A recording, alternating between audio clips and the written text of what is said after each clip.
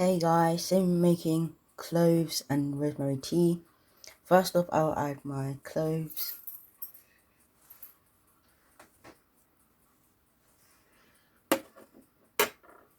And then I will add my rosemary. And next I'll add my boiling hot water.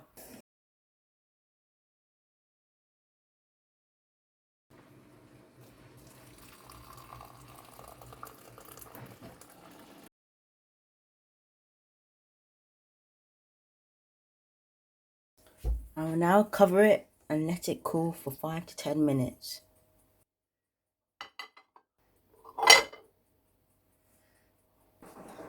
After 5 to 10 minutes,